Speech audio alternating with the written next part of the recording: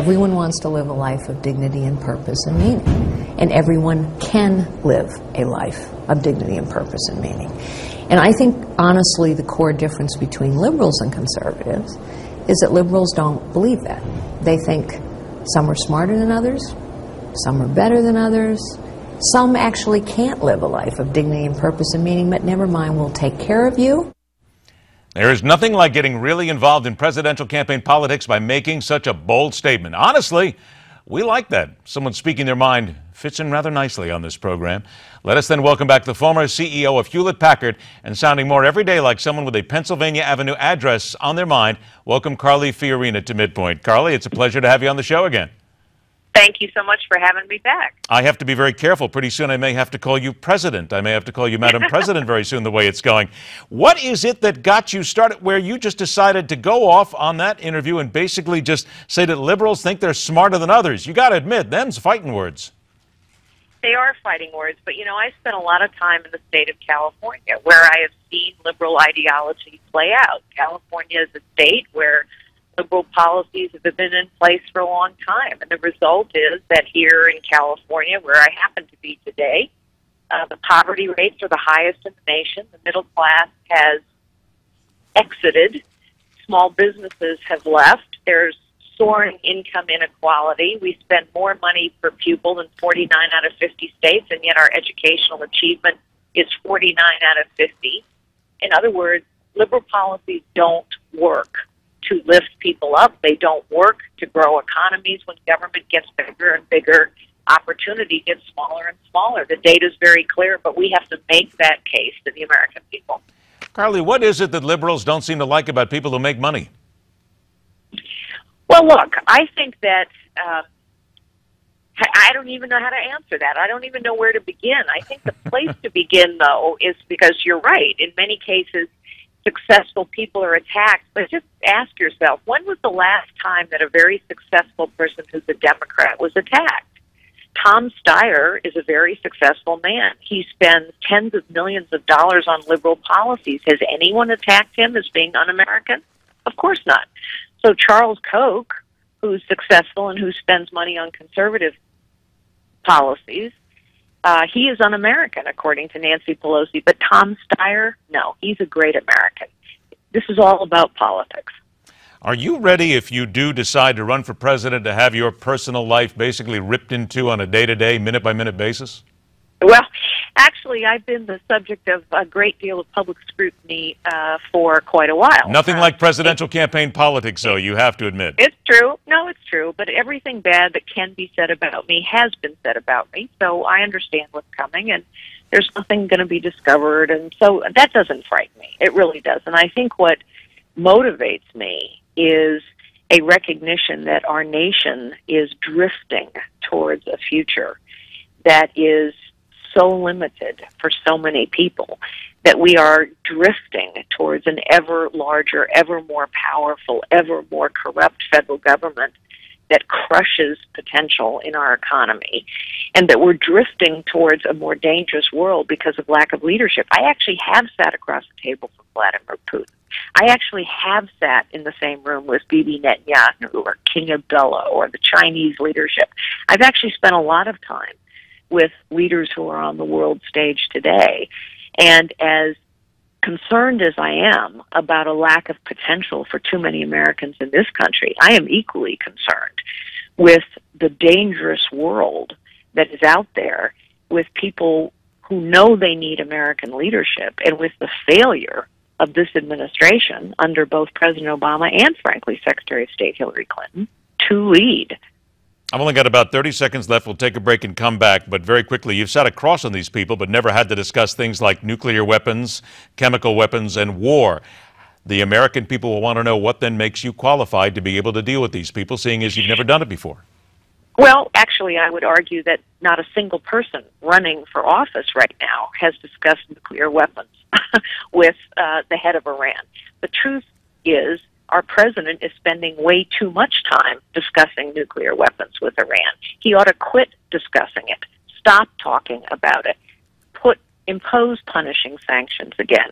I've sat across the table from world leaders and discussed many serious things, including doing business in their country. But I think what I know is something that apparently Hillary Clinton and President Obama don't know. There is a time for talk, and there is a time to stop talking. Okay, hold that thought, because we got to take a break, but I'm going to come right back and let you continue right from there. Carly Fiorina joins us from California. Take a short break. Let's dive into the issues right here on MidPoint.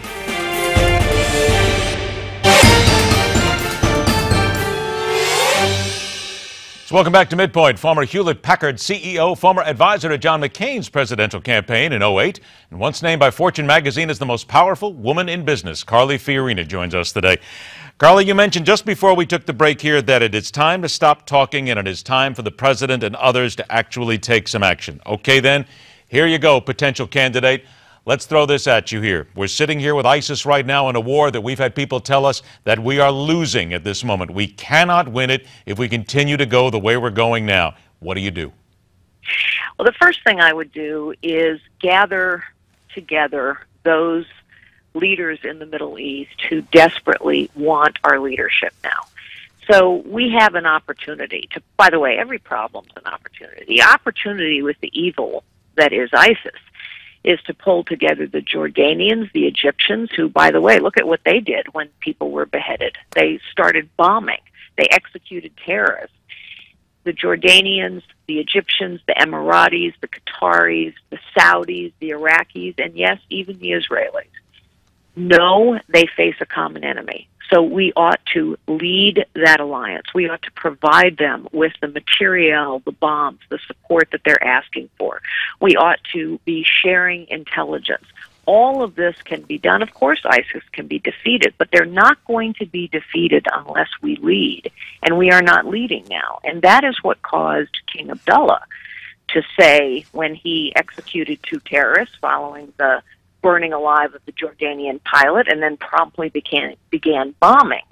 King Abdullah said, we cannot win it unless everyone is in it. That was a cry for American leadership. He came to this country asking for materiel and bombs and support, and we have yet to provide it. Then what's the president afraid of?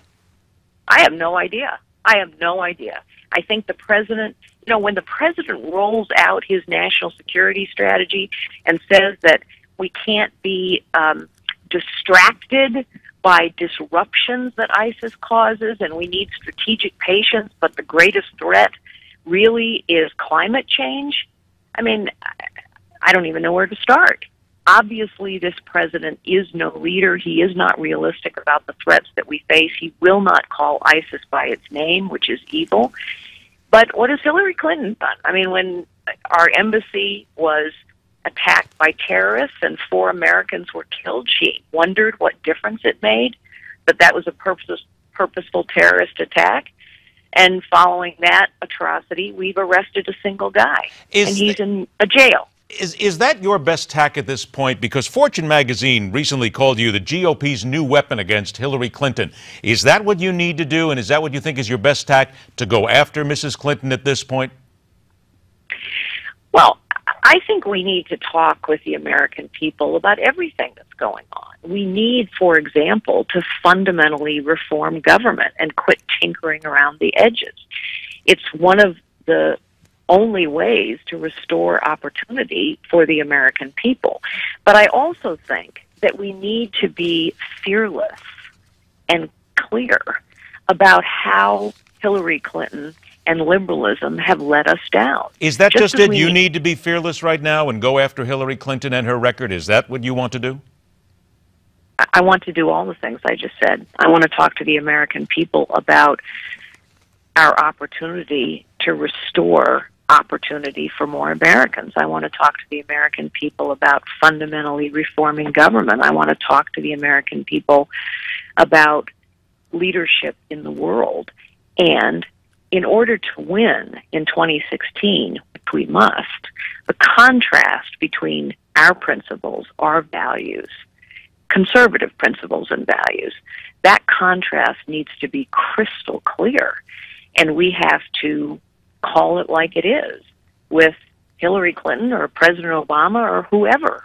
is representing liberal policies. Got about a minute left here. I recently saw a statement that said you're more than 50% sure that you're going to run for president. Are you now a little closer?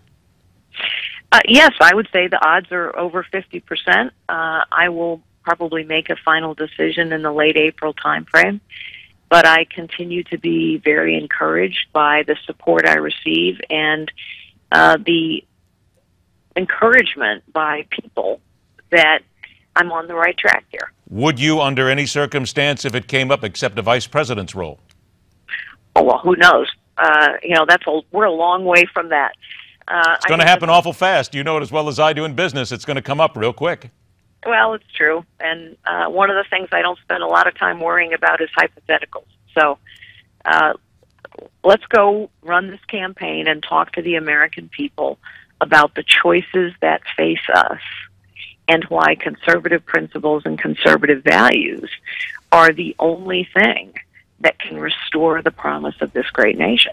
All right. We are out of time this time, but Carly Fiorina, it's always a pleasure to get a chance to talk to you, and I hope you're surviving out there in California. Let's put it that way. It's always tough for anybody on the Republican side. I'll look forward to the next time we get a chance to speak. Thanks so much. Thank you so much for having me. Bye-bye. My pleasure. Take care, Carly. He is either on the verge of committing political suicide on America or on the verge of making a statement of the world. That's coming up next.